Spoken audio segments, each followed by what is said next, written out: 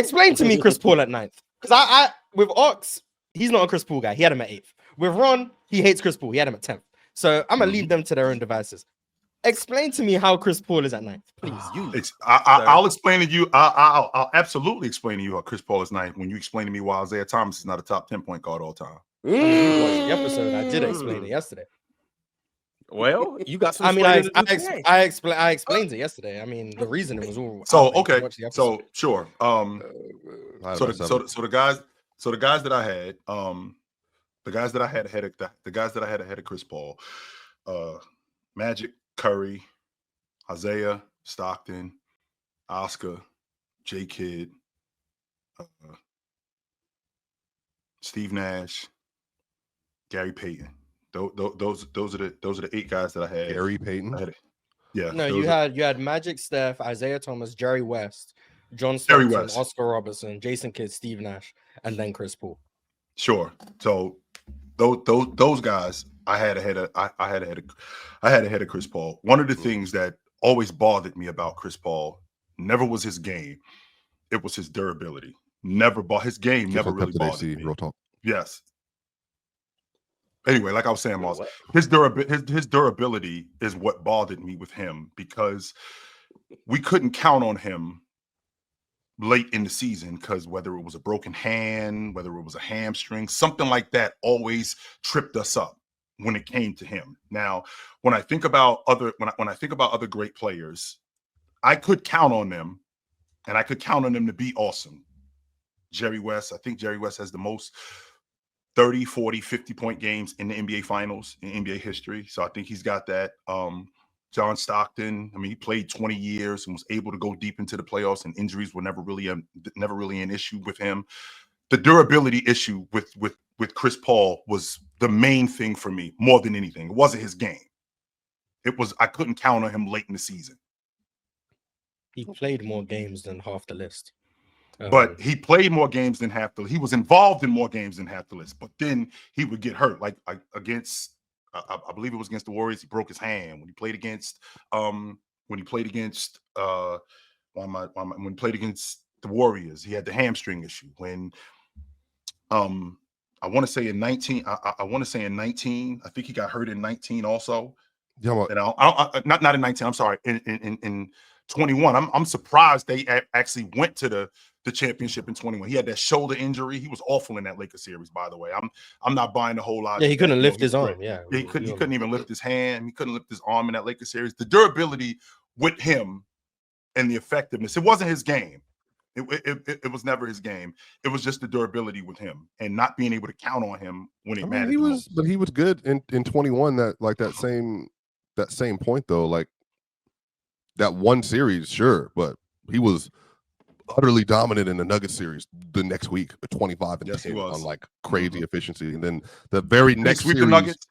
Didn't they sweep the Nuggets? They did. That's 20. They swept the 21 Nuggets, and then they played the Clippers.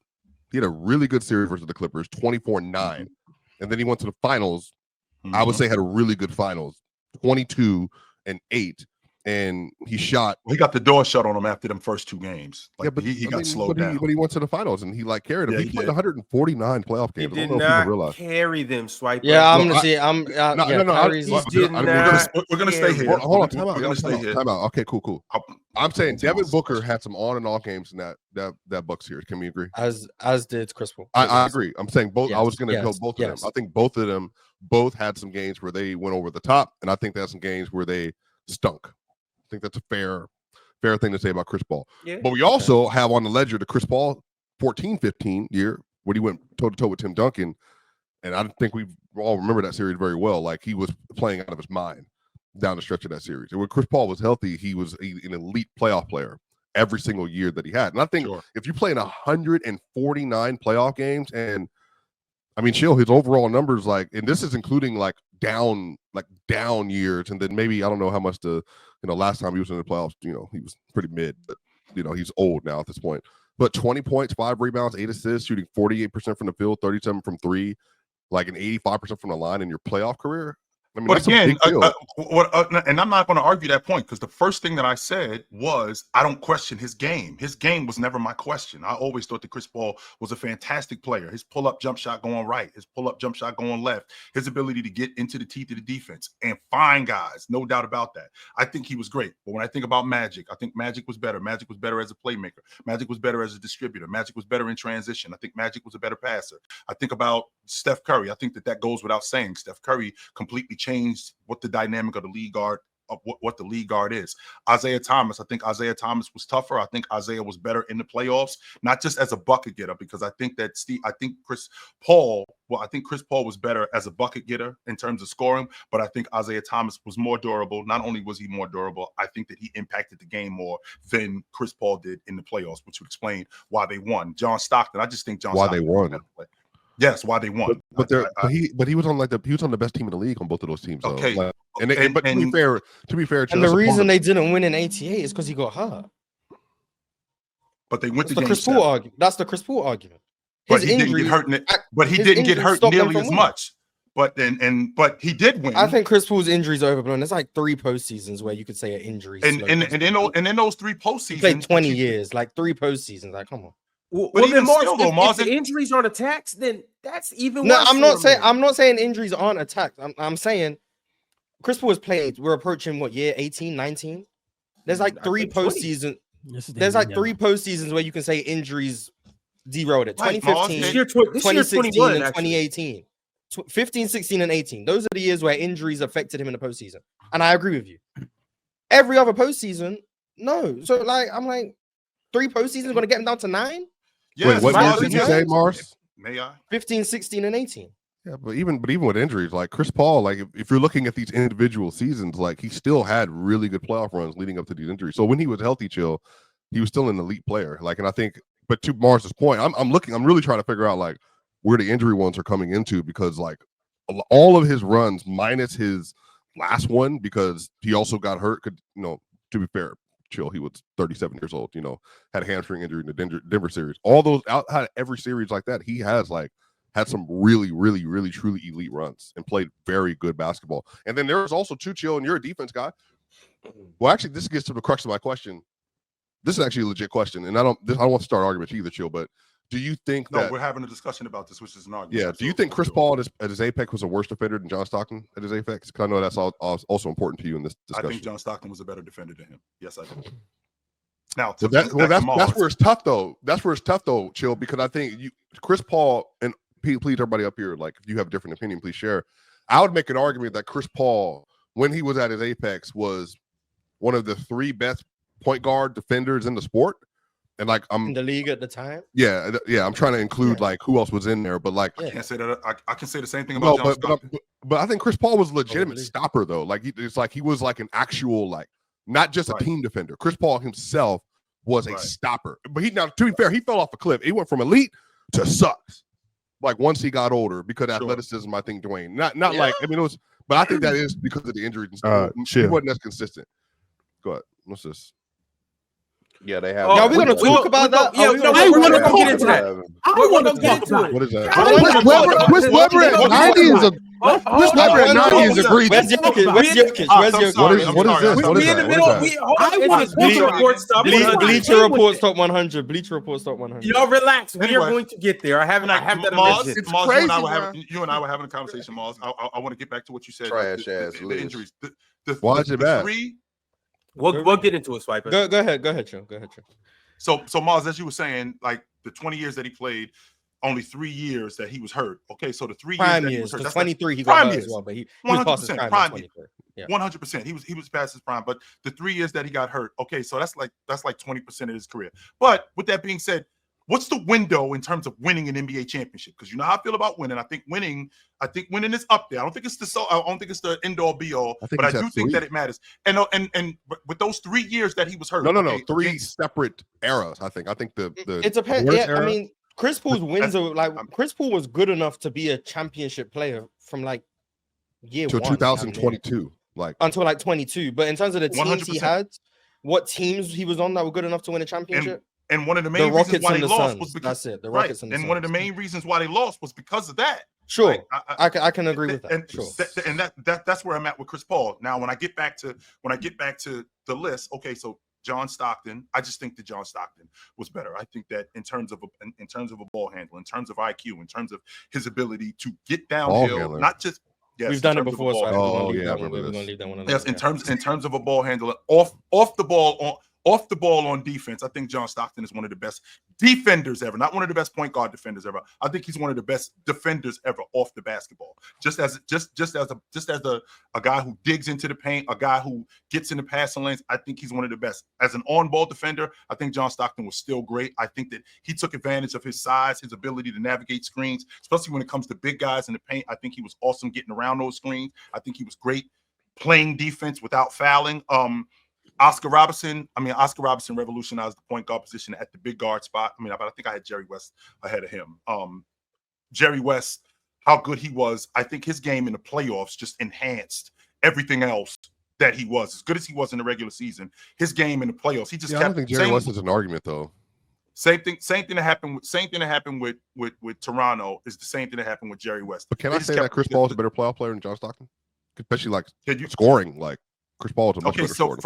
From a bucket standpoint, I think you can give the edge to Chris Paul because I think that was largely their offense, but their offense changed in 1988 because Malone now became the center point of the offense, and John Stockton became more of a distributor when Frank Layden got there. But don't you think that's what aided John Stockton to get to the NBA Finals as many times as he did, to win at a higher level? Is that Chris Paul never played with a player as good as Karl Malone? I don't think so. No, because I think that he had some real. I mean, chill. Karl Malone definitely helped. 100%. But here's the difference. But Ron, I'm not going to argue that Karl Malone helped. What I'm not going to argue is that Karl Malone helped. Here's the difference, though. He got Karl Malone right after he got Karl Malone right the next year when he got there. So they both grew together. So it's not like Karl Malone became like he was this awesome dude, and then John Stockton got him. Yeah, but I mean, Stockton was already there. Player, though, chill. Like, I think that matters. That's opposed to Stockton was on the team. He played with Pete James Harden, by the way. Chris Paul played with I know, but that was a limited window. What I was trying to say is that I think the injury stuff in 18 is real. I think that's a legitimate criticism. But I'm saying that like the window he played with Harden, they were an elite basketball team. We all agree.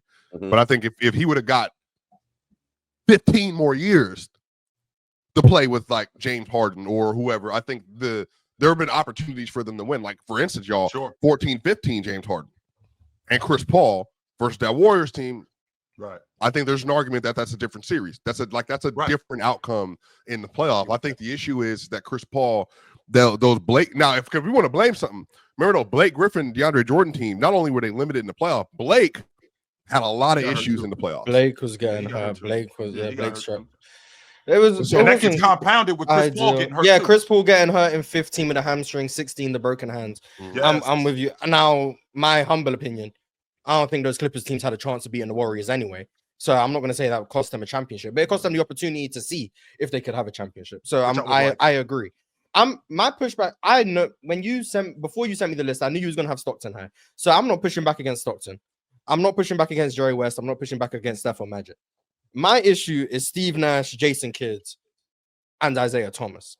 Yeah, I don't know how those guys would be above Chris Paul, especially Steve Nash, considering Chris Paul's major longevity advantage. He has more playoff success than Steve Nash. He's the better defender than Steve Nash. You value the two-way stuff. Like, I don't understand how Chris Paul's below Steve Nash. So, like I just like I just mentioned with Chris Paul with the durability issue, I think with Steve Nash offensively, like we talked about with guys being exceptional on offense, making them an exception, I think Steve Nash is one of those guys, like Magic, like Luka, like Joker, where he's so good offensively and he's so instrumental for everything that his crew is doing. The way he put his crew in position to win, and he just had some bad breaks.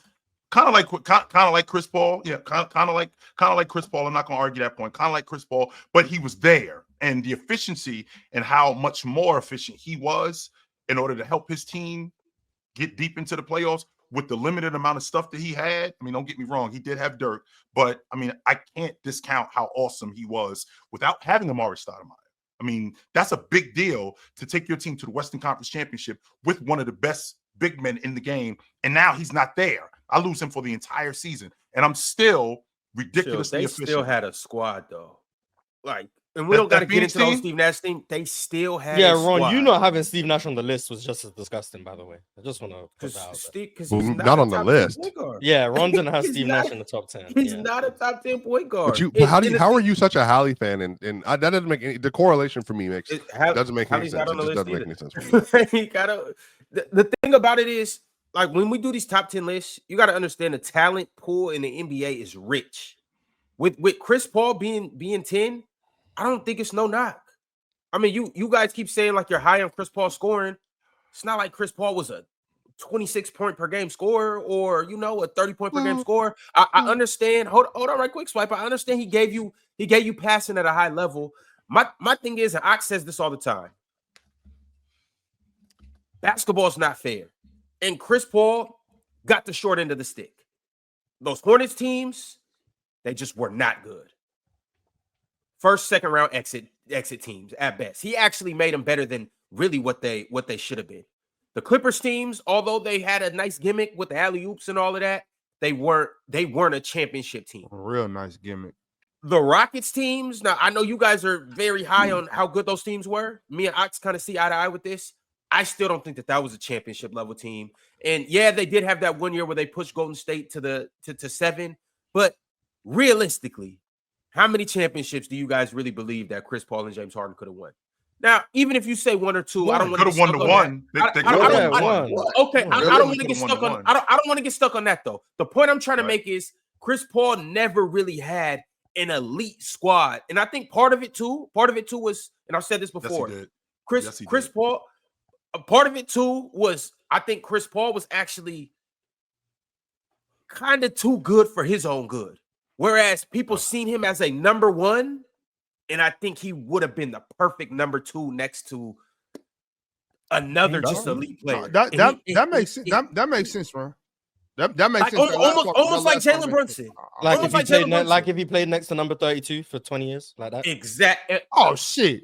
Hey, Marz, if he played next to number 24. Well, that's the thing. See what I'm saying? If they wouldn't have stopped that, I think we'd be having different conversations. I think Ron's point with that is that Chris Paul was so good that people expected him just to be the number one carry guy, and he didn't really have, and so he was making teams look better than they were.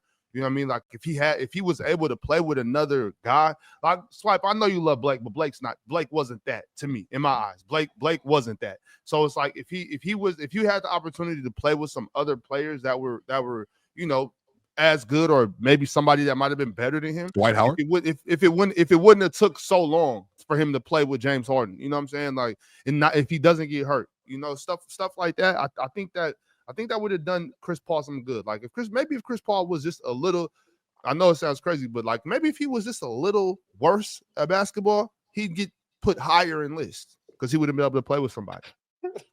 I'm saying, Marz.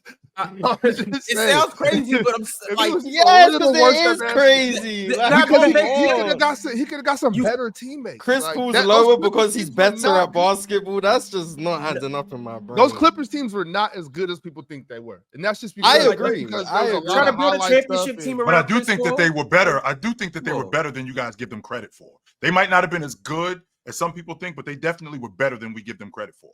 They were a good team. Number one, they weren't beating the Warriors though. Okay, let's just say for the sake of argument that's true. They're not beating the Warriors. But when you drop the defending NBA champ, when you got a guy who's top 3 in the league in MVP votes, in addition to having a point guard in Chris Paul, when you got one of the best sharpshooters in the game, when you got one of the best rotation players in the game, when you got stuff like that going on, I mean, it's difficult for me to think that from a chemistry standpoint, it might not work. But this is a good team, yo. And they should have been better than what they were. Versus Draymond Green. But they weren't just losing to the Warriors every year. Like you guys keep bringing they up blew the 3-1 lead to the Rockets. Mm-hmm. To the Rockets. Chris Paul sold against the Thunder in, what was it, game 4? He sold. 16, Chris Paul got hurt. 17, they lost to the Jazz in 7 games. Oh. Mm-hmm. Like, come on. Wasn't Blake hurt? Or am I bugging? Wasn't Blake hurt?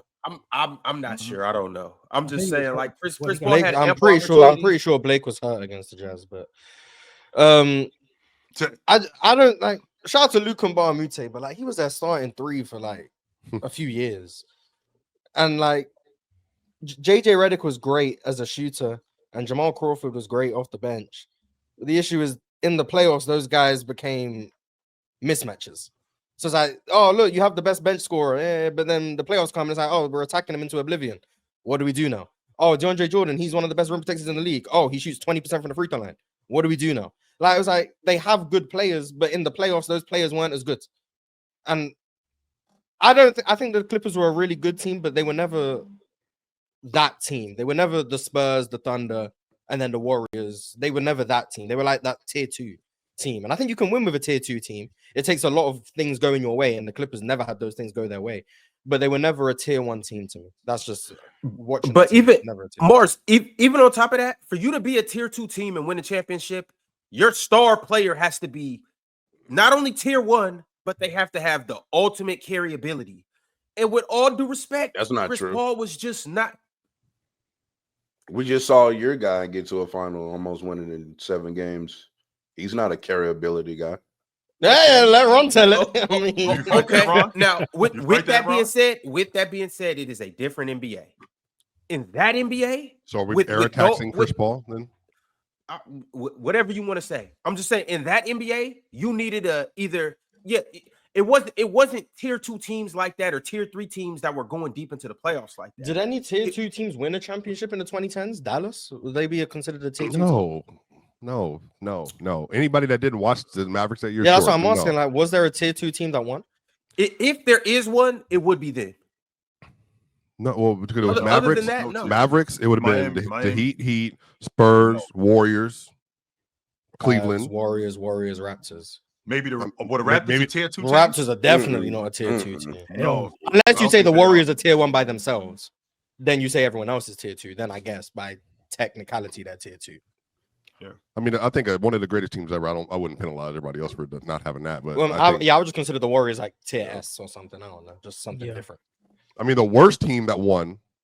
Well, that's going to get nasty. From 2010 to 2019, of all of those teams, the worst team that won, I think, is Dallas. Team? Well, yes. I think the worst team is the 15 Warriors. But I think so too. That 15 Warriors team was awesome, yo. 67 wins. I mean, the championship team. I mean, the championship team. But I think the worst non-starting unit was the Heat. I would imagine. I think we can maybe agree with 2012. Yeah, I mean, that's tough. Yeah, those. You're talking about I'll ask the. Yeah, well, I was trying to think like top to bottom who had the best team and the worst team. I think the Heat doesn't matter top to bottom. That's the cost of living. When you got I agree. I was just like, that was Bron, nigga, 2012. I don't care who's coming off the bench. I thought Norris Cole. Norris Cole had a little run in it, bro. Shout out my dog. I thought so too. I like Norris. To answer your question, Norris used to pick up full turn people. Yeah, he had to. That's all he had to do. Shoot, I ain't got to do nothing over here. Just pat. Hey, real talk. This is me on offense. Yeah. Point guard. To answer your question, exactly. To answer your question, Marz. So with Steve Nash, and again, the defense definitely is an issue. But I feel like offensively, he was just so much better than a bunch of guys. He clears Chris Paul on offense. I don't think he clears him, but I think he's better as an offensive player. Chris Paul is like clears mountain size defensively though. Steve Nash over Chris Paul. That part I won't argue. Yeah, but I don't think he clears him, but I do think that there's a gap. I think that I can make the argument Steve Nash during that time, he was, if not the best ball handler in the game, one of the best ball handlers, like top 3 ball handlers in the game. In terms of his efficiency, he took care of the basketball, which I care about more than anything. When you're Chris Paul did that better. Just point out that Chris Paul did that better. And statistically, that is that true statistically, or is it true just from the eye test? Because when I think about Steve Nash, I'm pretty sure it's true statistically. One, because number one, Steve Nash had that thing on a string, and he was the guy who, when I watched him play, whether he was dribbling in the lane, whether he had it at the top of the key, he never suggested that something wrong was going to go, where he was going to turn the basketball over. Whenever he got into the lane, I thought something good was going to happen. As far as Isaiah Thomas, I think that with Steve Nash, Chris Paul's never averaged more than 3 turnovers a game. I did know that. Yeah, I'm pretty sure Chris Paul was better with the ball than Steve Nash. Steve a Nash ball handler? Steve Nash. No, I'm not arguing ball handler. I'm just saying like turning the ball over. Yep. Yeah, and there's more to it than turnovers, but exactly. And it's different offenses too. Like if you running up and down and getting a ton of possessions, you're obviously going to have more turnovers. If you're in that fast pace where you got to make quick decisions all the time, Swiper knows this. Like as a quarterback, if you just depending on the offense that you got, it's a chance that you may throw more turnovers just because the offense that you run in. So it would make sense that Steve Nash turn the ball over more, but I mean they still both great at making plays and stuff like that. Chill. When did you start adopting this logic about the offense being so much greater? When Jokic became the best player in the world. Well, I've always been a two-way guy, but with me being a two-way guy, I've always been a two-way guy, but I've always recognized exceptions like Magic. I've always recognized exceptions like Magic because when you got a guy that's that good on offense, that does that much as an offensive player to affect the game that much on offense, like that can't be ignored. And I can appreciate how good you are on defense because we've seen guys who are awesome on defense, but somewhere along the line that wanes offensively, right? Where they don't give you as much. And when I think about a guy like Magic who affected the game so much on offense, like that translates into different spaces. Like, as opposed to a guy who's awesome on defense, well, that doesn't necessarily translate. Just if he's just awesome on defense, that doesn't necessarily translate to different eras because we can't have a guy who, like Ben Wallace, for example, who is awesome as you are on defense, where you can't score. Like we can completely take you out of the game. You can't do that with Magic because he's so awesome on offense. Same thing with Joker. He's so awesome on offense, and these guys are the exception. That doesn't take away from me not digging the two-way guy because I'm still here when it comes to the two-way guys. Just the guys that are so awesome on offense, they're just exceptions, and I have to recognize them, and I've always recognized them. Magic is that's fair. I just think that like in comparison to the guy that you're talking about, like Chris Paul was leading well above average to elite offenses for a long time himself, especially with him on the court. And then him being that much better of a defender, like to me, kind of seals the deal as far as him being better than Steve Nash. So do you have Steve Nash like a top like what 5-6 offensive player ever? I don't know about that high as overall players, but as a lead guard, yes, he's in that conversation. But to your point, where you just said in terms of leading average offenses, like a guy like Steve Nash, when I think about him being responsible for almost 50% of your offense, and not just as a bucket getter, just as a lead guard. When I'm responsible for half the offense, that means the majority of these guys depend on me for buckets. These guys don't depend on me to just score. No, they depend on me to get their buckets. They depend on me to initiate their offense. That's huge when you're in an offense. That's Chris huge Paul, But here's the difference, though, Marz. Even if it is Chris Paul, I don't think it's Chris Paul to that level because I'm thinking about Steve Nash, how much better Blake Griffin would have been running with Steve Nash. How much better Jamal Crawford would have been. Right, he did have Amari. And then that one year he did have Amari. Right. And then that one year that he didn't have Amari and he won the league MVP. Well, we saw Chris Paul with David West. Right. Still elite offenses. And we saw Steve Nash in Phoenix without Amari Stoudemire, with Boris Diaw, who was really good. I'm not going to argue that, but with Boris Diaw, with an older Shaq, right? We did see him with that didn't even actually go that well, to be fair. Who almost got first team All NBA that year? No, he was comfortably third team All NBA. As a matter of fact, he was the only one that year that got on the All NBA team. Don't say with an older Shaq. They missed the playoffs, right? Yeah, missed the playoffs. They played 82 games. They played 82 games. That was a year. And that older Shaq was the only one that made an All-NBA team. Amari missed it. That was a year the Suns struggled because Nash wasn't comfortable being John Stockton. He wasn't comfortable throwing entry passes and playing off Shaq. He wanted to run and gun. Shaq wasn't trying to run and gun. It wasn't great. But like the Clippers in 2015, the Clippers in 2015 had the best offense in the NBA, right? Over the 2015 Warriors. With the Warriors. I don't know. Like it will make sense. They were the number one offense in the league. With Chris Paul on the court, they had an 118 offensive rating. Overall, they had an 112. When Chris Paul was off the court, their offense was worse than the tanking Philadelphia 76ers. This is the Clippers. This is the team that had three straight top 5 offenses.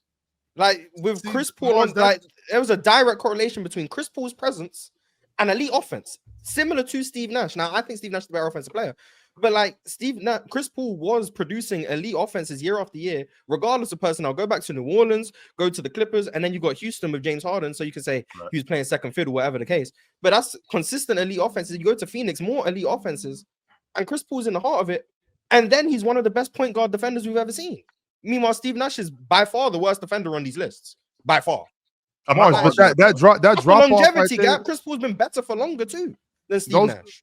Those drop offs like that, like when the player comes off the floor, I do think that can be an indicator of how good you are, how important you are. But how bad your replacement is. So that there's that, but I think that a lot of you got to add that VORP in. It has a lot to do for me. What matters? What are we doing as like what is our system? What is our scheme? It has a lot like for instance like with Jokic. It's like if you have a good player and you see this good player and you be like, you know what, I'm gonna make him do everything. I agree with this. Yeah, you know what I'm saying? It's like he doesn't need to do everything. You know, we got basketball players out here, and so I'm not trying to say that like we're taking away from how good that guy is because Jokic's amazing. Over reliance on one person hurts the team. Yeah. So when you have one guy in the system is we're just gonna make him the system. He has to do everything. Well, this guy can't play 48 minutes a game. So when he comes out the game, now we're just out here. You know what I mean? Like. I think that's a bad system. I think that's more of a bad system than it is. This player's everything. You know what I'm saying? We see that a lot with like really good players though, like Kobe when in that 05 to like 07 era, especially in 06, like best offense with him on, worst offense by like 8+ points when he's off.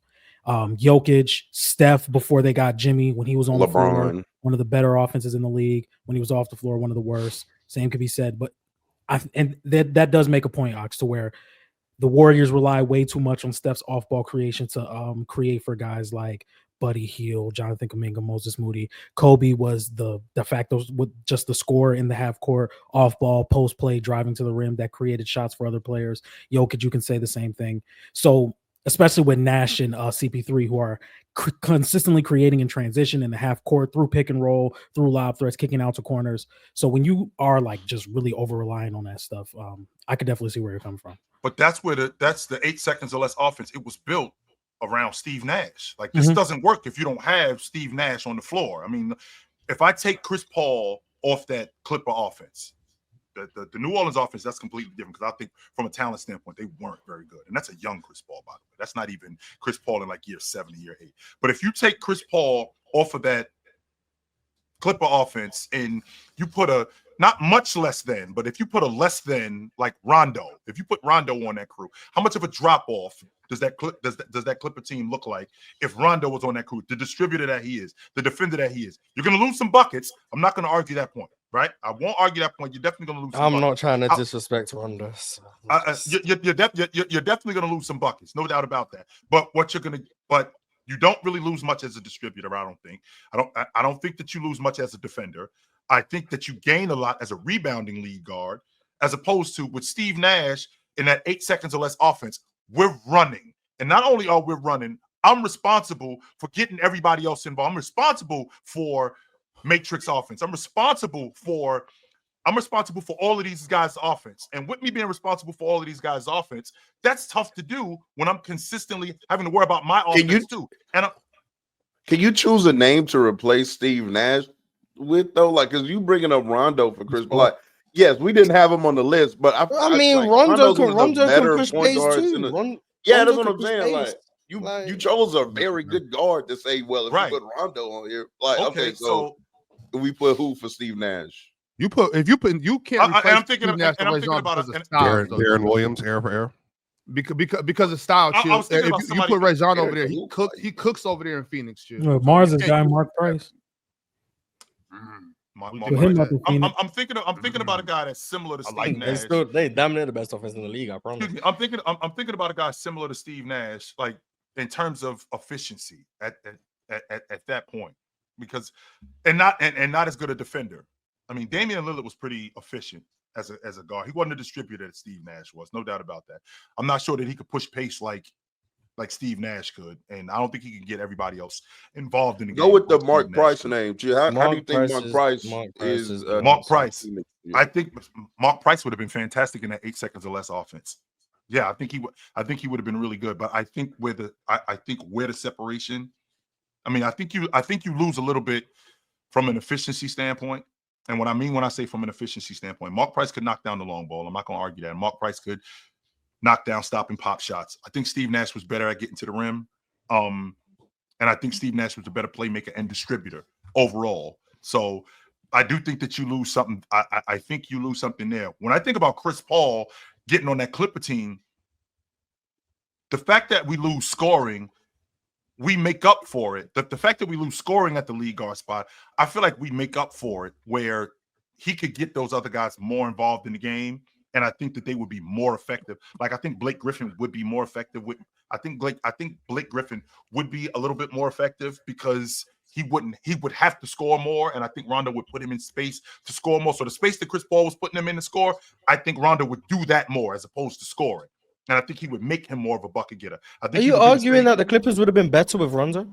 No, I'm not arguing that at all. What I am arguing is that if he was on the crew with Rondo on that crew, I think Rondo would have done similar things. If you're losing the scoring, I think Blake Griffin would have been more of a bucket getter. I think DeAndre Ayton would have been more of a lob threat. I don't think that they would have been better. Blake Griffin would have averaged more than 25, 5, and 5 like he did with Chris Paul? I just think that they would have went. I think he would have went more to him. That's what I'm thinking. Whether he would have scored or not, that's something different. But I think that he would have went more to him. But Chris Paul was the reason why Blake Griffin was flying off the handle with him and DeAndre Jordan was because of Chris Paul's passing, though. Fellas, we got to get into our crunch time chats. We got to move the show forward. But who knows? There may be a super chat that alludes to this. But shout out to everybody that has sent through super chat. Shout out to everybody that's liked the video. As you guys know, we are live Monday through Friday from 11 Eastern to 2 p.m. Eastern. So turn on your notification bells so you can know when we do interesting things like, well, obviously the panel.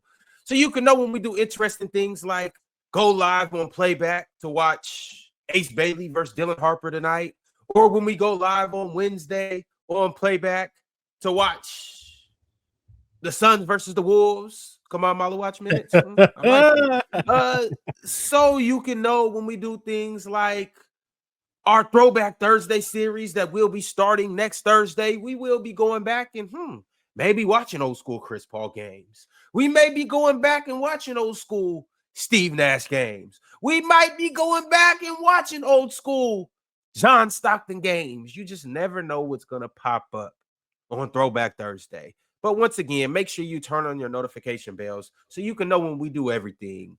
And also, obviously, chill with Chill Thursdays and Saturdays. Y'all stay locked in. It's the player choice way. Yeah, them boys don't get it started. The player choice way. Yeah, the player choice way. Come and switch lanes into the player choice way.